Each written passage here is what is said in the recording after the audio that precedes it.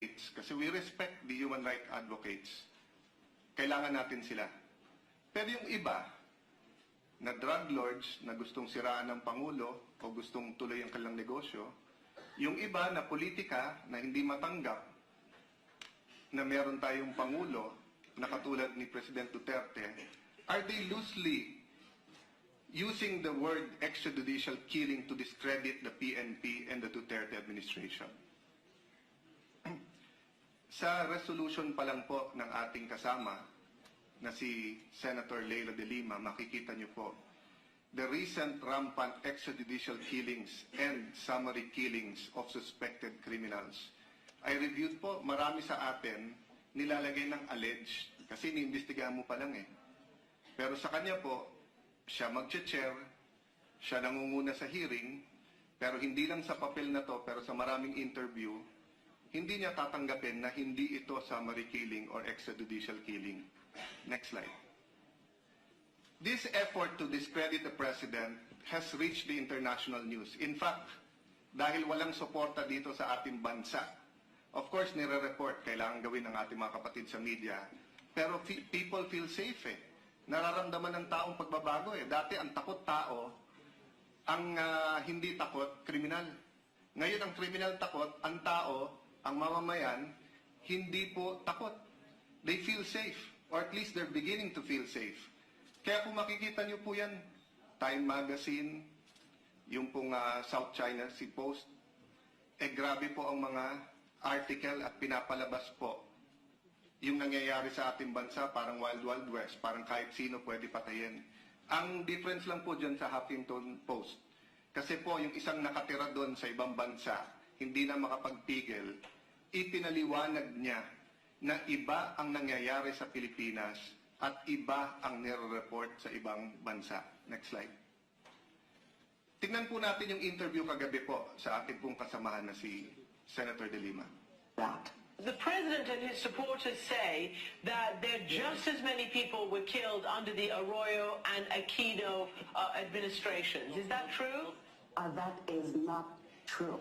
If Senator Cayetano refers to both the Arroyo and Aquino administration, then we're looking at a period of more than 10 years.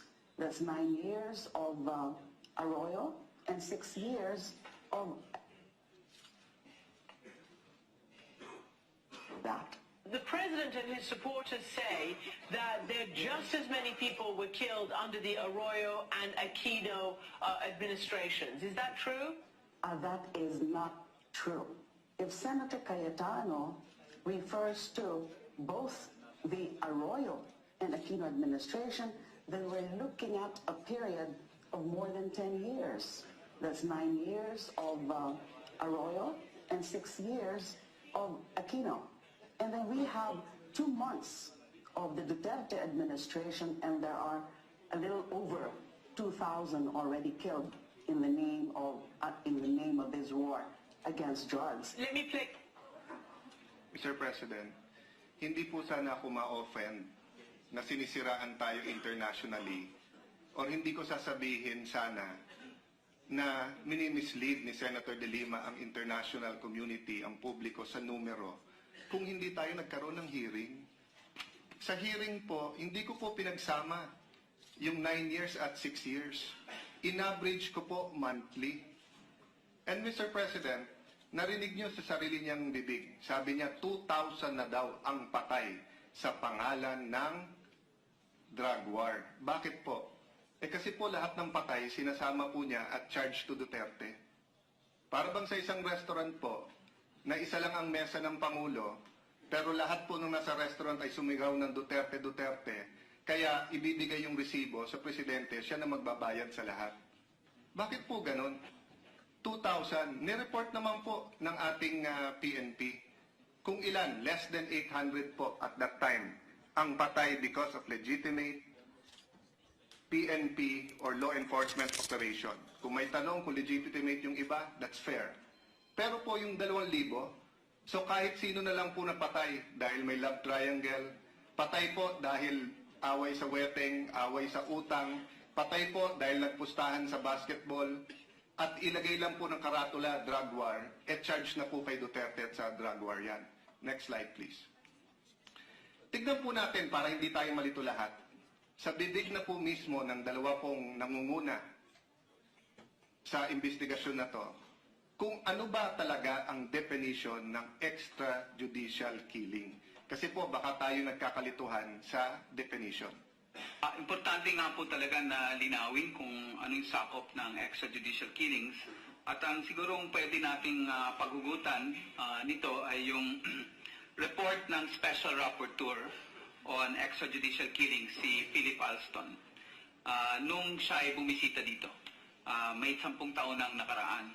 Ang sabi po ni Philip Alston sa kanyang report ay ang extrajudicial killing ay any killing by government forces as well as the killing by any other groups or individuals which the government failed to investigate, prosecute, and punish when it is in a position to do so.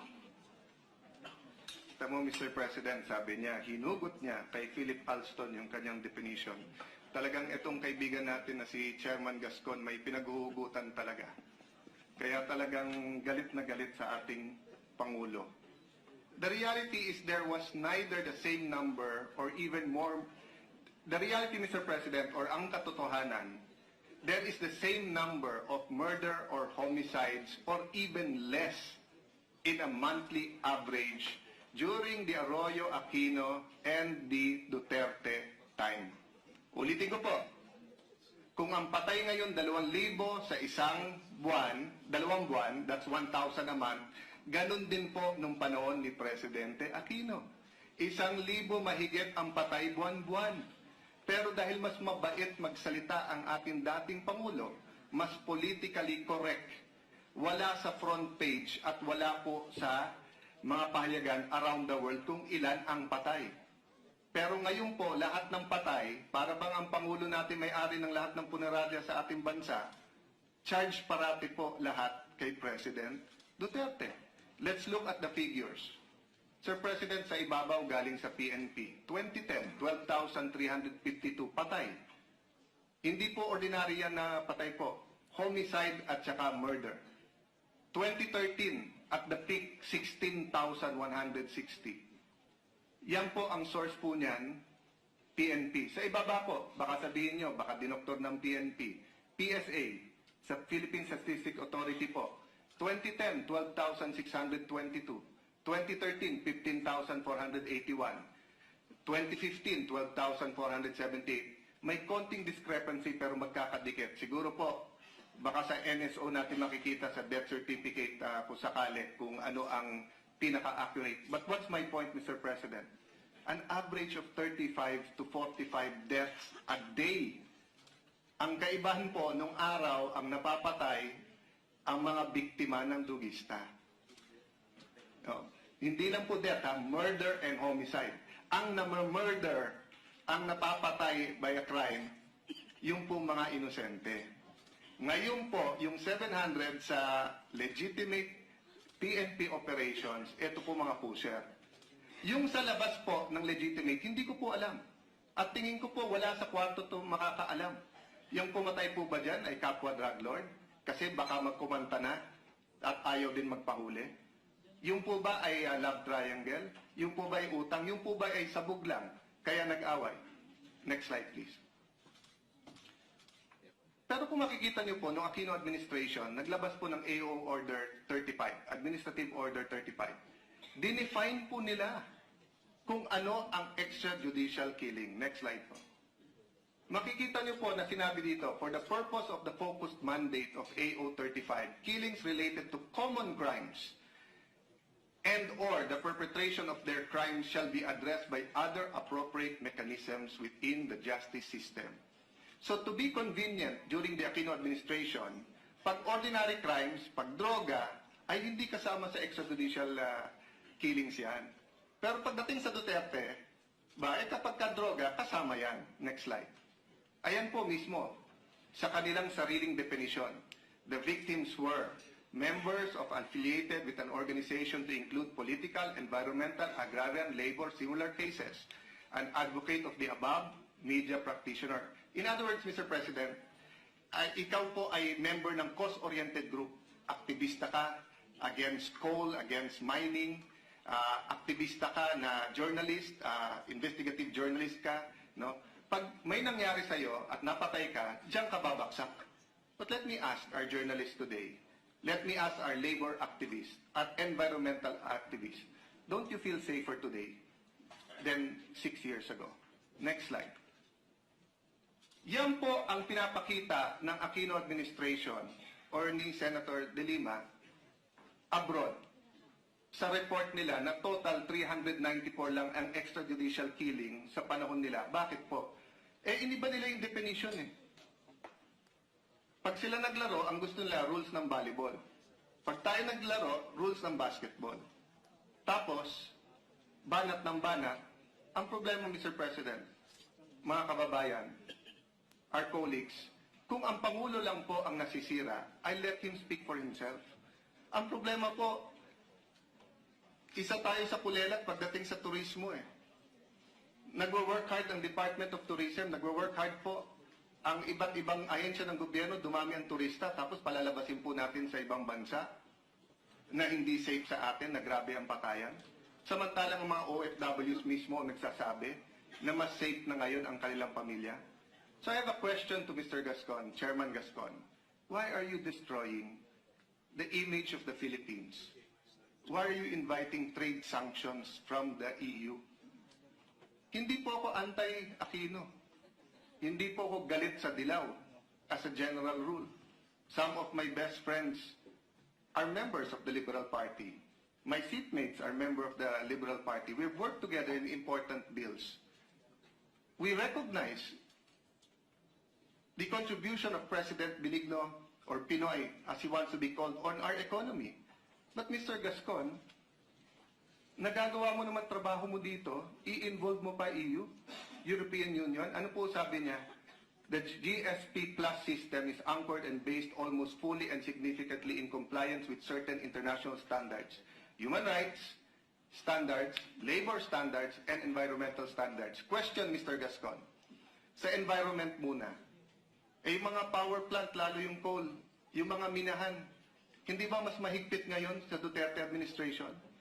To the point na yung mga kapitalista, ang mga may-ari ng kumpanya ay nagsasabi na nga ng ridiculous na, masyado na mahigpit, mas mahigpit pa sa pinakamahigpit na world standard. So, sa environmental, better tayo. Labor standards, nag-hearing na kaagad si Senator Joel Villanueva pagdating sa contractualization sa ENDO. Ang civil service po, nagsalita na kahapon sa contractualization sa gobyerno. Ang ating pong Pangulo at ating Labor Secretary Bello, kumilos kaagad.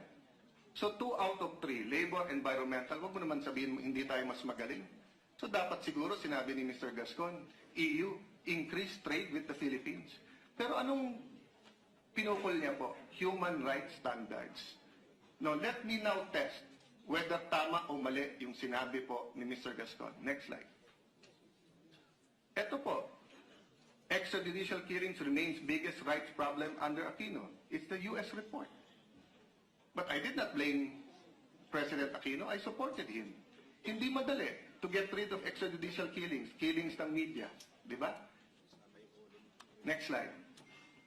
Interagency body, Human Rights Watch, said the same thing. I did not criticize President Aquino. I supported him because I saw he was moving in the judiciary, in the DOJ, etc., to address all of this. Si Mr. Gascon ba nagsalita nung panahon na yan?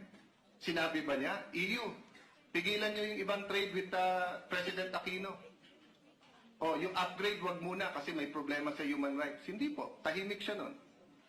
Pero Mr. President, ano po ba talaga ang nakalagay sa International Covenant on Civil and Political Rights? Ito po nakalagay. Every human being has the inherent right to life.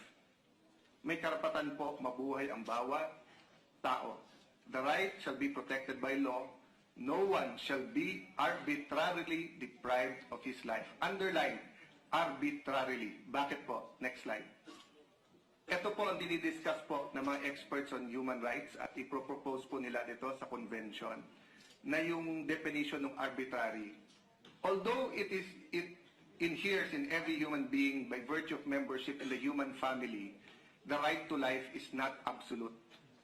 By requiring that the deprivations of life must not be arbitrary in nature, Article 6, Paragraph 1 implicitly recognizes that some deprivations of life may be justified in some cases. Minsan po may dahilan kung bakit kukunin ang isang buhay. Ano po yung example? Use of lethal force against a person who poses an immediate threat to the lives of others when no other less harmful means of protection are or could have been available does not prima facie constitute an arbitrary deprivation of life. Ibig sabihin po, police, na makikipagbarilan po sa isang drug lord. Mamimili siya buhay niya o buhay ng drug lord. Siyempre, pipiliin niya buhay niya. At yan po ay hindi violation ng Article 6 Right of Life sa International Convention. Next slide. Sir President, I also want to take note of this because this will be discussed, I think, next month in the conventions. And this has been, ito po ay diniscuss for the last, is it 10 or 20 years. All human rights are universal, indivisible, and interdependent and interrelated. Ibig sabihin po, puti ka man, itim, kayo manggi, ikaw po man ay in-check, Hapon, Pilipino, Amerikano, may karapatan ka sa buhay. Ngunit, the international community must treat human rights globally in a fair and equal manner, on the same footing, and with the same emphasis. While the significance of national and regional particularities and various historical, cultural, and religious backgrounds must be borne in mind. It is the duty of the states, regardless of their political, economic, and cultural systems, to promote and protect all human rights and fundamental freedoms. Ang parati pong nagbabanggit niyan, Singapore. Singapore po, grabe po ang peace and order. Grabe po ang katahimikan sa droga. Pero parati silang tinutulig sa human rights. Pero sabi po nila, we're Asians. Iba kultura namin. Kasi po sa ibang bansa, sa ibang mundo, recreational yung ibang drugs eh. Iba din ang droga na gamit nila. I won't go into that discussion right now, Mr. President. Ang ibig ko lang po sabihin, huwag naman tayo husgahan ng ibang bansa sa kanilang kultura. Kasi meron tayong sarili nating kultura, sarili nating paniniwala. Ngunit kasama sa ating paniniwala, the sanctity of life. Next slide. Dati po, ang tao ang takot. Ang kriminal hindi. Dati po, ang kriminal may barel kahit saan pwede pumasok, kahit saan pwede pumunta. Ang tao, hindi pwede sa madilim, sa gabi, ingat, pag nakasakay ng jeep, pag nagko-commute, tago yung mga valuables. Ngayon po, nagbago na. Ang mga kriminal ang takot, and people are beginning to feel safe. Next slide. Why are we accusing the Duterte administration for being responsible for extrajudicial killings? Si Duterte ba at ang kanyang administrasyon ang may kasalanan sa lahat ng patayan? First point, there is equal number, if not less, na patay ngayon. Next slide. Let us ask the two again kung sino ang nasisisi. Human rights defenders and environmentalists, his definition actually covers the scenario that we are currently facing as well. The key component is that we should show that the state is doing everything it can to prevent this phenomenon from becoming a practice. Okay, 2 points, Mr. President. Unang-una, bago nagsalita si Chairman Gascon noon, lahat ng witness ay nagsabi na ang kanilang kaso ay iniimbestigahan. In fact, yung unang witness, kinasuhan na ng murder ang 2 pulis. So sa sariling definition ni Mr. Gascon, failed to investigate, prosecute, and punish. Paano na-fail? Iniimbestigahan na nga ng CHR. Iniimbestigahan na nga ng pulis. Facing murder na nga at iniimbestigahan ng Senado. Pero ano sabi ni Mr. Gascon? Kasama daw sa definisyon yung nangyayari ngayon. Failed to prosecute and punish. Mr. Gascon, and to our colleagues, malabo naman ata yun. Ang kinote nila, ayan, no, extrajudicial killing is any killing by government forces as well as the killing by any other groups or individual which the government failed to investigate, prosecute, and punish. Hindi po yun nangyayari ngayon. Next slide, please. Pakinggan po natin ang ating Pangulo. Ano ang kanyang policy pagdating po sa pag-iimbestiga at pang-aabuso po ng pulis? To our police officers and other officials, do your job, and you will have the unwavering support of the Office of the President.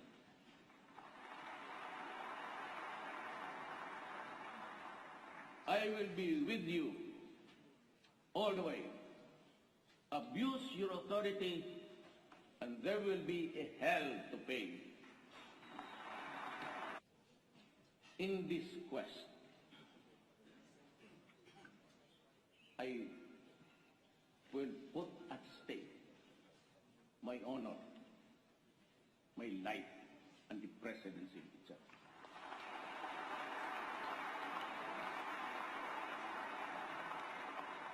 The DOLG is also directed to strictly monitor how LGUs perform their supervision functions over the police. And those found that performing will be sanctioned, including the loss of police deputation from the NAPOLCOM. Let me repeat my warning to all.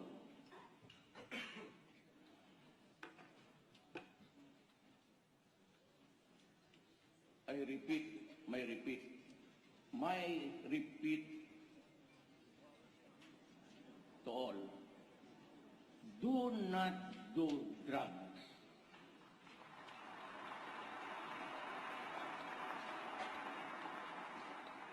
Because you will be the solution to the drug crisis that has engulfed Malawak, the nation. Mr. President, malinaw, sabi ng Pangulo, monitor, LGU, PNP. Ang LGU hindi kasama po ng PNP yan, pwede magsumbong. Sinabi po niya sa mga pulis, hindi pwedeng may abuso. Sinabi niya, he will stake his honor. Hindi lang sa mga lalabanan sa droga, pati yung umabuso ng mga pulis. Because the President is not only anti-drugs, he is for law and order. In fact, earlier on, the PNP issued a memorandum saying na yung mga vigilante killings ay hindi nila pinapayagan at lahat ng report of vigilante killings kailangan 7 days meron pong investigasyon at report. So, Mr. Gascon, saan yung sinasabi mong hindi pinapansin, hindi iniimbestigahan, hindi pinoprosecute? Next. Even the Supreme Court, dahil nabahala na rin sila at marami tayong kagalang-galang na mga justices, na mga human rights advocates, nagpapasalamat kami sa kanila sa kanilang pag-form ng human rights violation, ng isang body to look into human rights violations. Bakit po? Next slide. Because under the Alston definition, the Lima and Gascon's definition, the question has to be asked, are these deaths extrajudicial killings? Next slide. The answer is a big no. And that's why we take the Supreme Court, because they are part of the state. Pag sinabi ni Mr. Gascon, Chairman Gascon, Chairperson Gascon, at sinabi ni Senator De Lima that the state is not investigating, prosecuting, kasama tayo doon, Mr. President. Duterte is not the state. The presidency is not the state. We are a presidential form of government. There are checks and balances. Pag may problema yung executive, nandyan yung legislative, nandyan yung judiciary. Kaya nga may impeachment eh. Kaya nga merong kasuhan, may prosecution, kaya nga may ombudsman. Ayan po. The state includes all of us.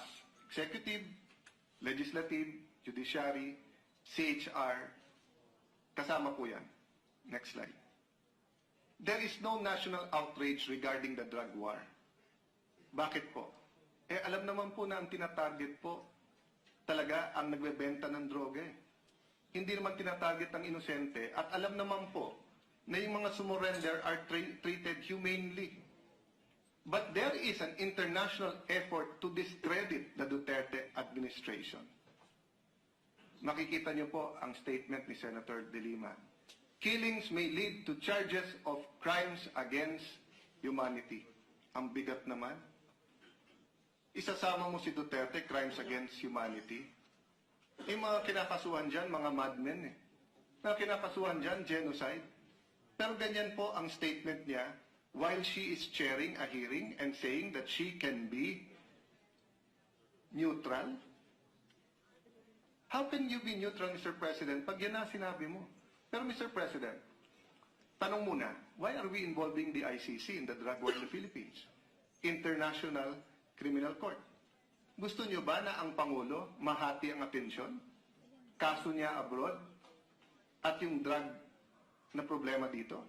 Gusto ba natin itigil ang laban sa droga? But a second question, Mr. President. Kasi akala nung iba, ang ICC, parang MTC, RTC, CA, Supreme Court, Sandigan Bayan. Hindi po. Tignan po natin ang rules ng international ng ICC. The case is being investigated or prosecuted by a state which has jurisdiction over it unless the state is one willing or unable to genuinely carry out the investigation or prosecution. Rome Statute Article 7-A, issue of admissibility. Alam po ng lahat ng abogado, pag hindi admissible